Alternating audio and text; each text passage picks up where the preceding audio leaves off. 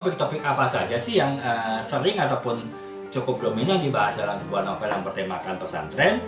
Yang pertama adalah topik pendidikan agama ya. Jadi topik pendidikan agama itu pasti ya, sebuah pondok pesantren kan ya saya bilang tadi, walaupun secara akademis cukup banyak pondok pesantren yang sudah predikannya sudah akreditasi A juga, sudah setara dengan sekolah paling favorit sebuah kota, tapi ya tetap pendidikan agama terpenting ya. Makanya topik pendidikan agama itu adalah sangat cukup dominan di sebuah novel yang bertemakan pesantren. Contohnya adalah novel Gelora ya dari Di Lestari. Jadi novel Gelora dari Di Lestari itu berceritakan bagaimana perjalanan hidup seorang wanita ya, seorang santriwati.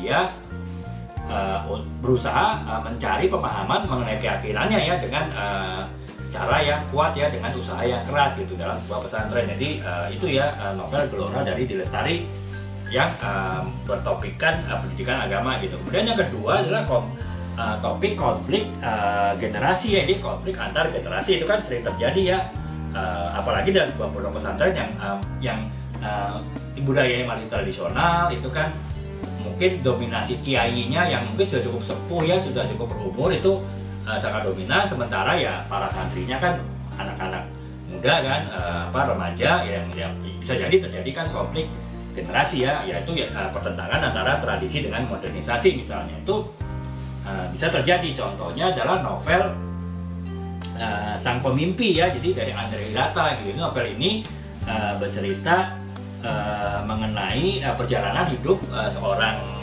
santri ya, bersama sahabat-sahabatnya di sebuah pesantren gitu. Di situ kan diceritakan juga adanya kesenjangan konflik-konflik generasi ya, yang entah itu dengan kiainya ataupun dengan ustadznya gitu. Jadi yang menjadi topik dari novel ini gitu. Nah, kemudian yang selanjutnya adalah cinta dan persahabatan ya. Jadi cinta dan persahabatan itu ya saya bilang tadi ya, kalau sebuah pesantren pasti persahabatan udah pasti ada ya, ya karena itu tadi mereka hidup bersama 24 jam dalam sehari di suatu pesantren gitu. Nah, cinta pun walaupun ada petik terlarang tetap bisa aja terjadi ya tentu dengan cara sembunyi-sembunyi ya, dengan cara ngempet-ngempet gitu lah ya, dengan cara sedikit bandel gitu. Jadi itu bisa terjadi. Contohnya adalah novel ini ya, novel punya Sophie ya, itu novel punya Sophie ini dari Justin Gardner ya. Jadi cerita persahabatan dan cinta dalam sebuah pondok pesantren ya, novel punya Sophie ini gitu. Jadi itu kita topik cinta dan persahabatan. Kemudian yang keempat adalah topik modernisasi tradisi atau yang saya bilang tadi kan, sebuah novel pesantren yang mungkin sudah cukup lama, sudah punya tradisi sendiri. Ketika sekarang menghadapi modernisasi, para santrinya mungkin berbeda dengan santri yang dulu ya. Mungkin santri-santri sekarang kan kebanyakan dari Gen Z ya, Gen Z dan mungkin Gen Alpha gitu kan. Jadi cara pola pikirnya sudah beda ya dengan para kiai yang mungkin masih memegang tradisi kepesantrenan dari zaman dulu. Ya itu kan bisa aja adanya konflik ya antara modernisasi dengan tradisi gitu. Contohnya adalah novel Madre ya dari Di Lestari.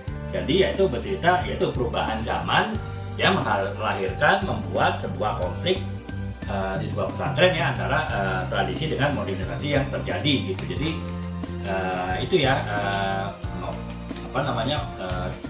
topik modernisasi dan tradisi dalam sebuah pesantren gitu. Nah,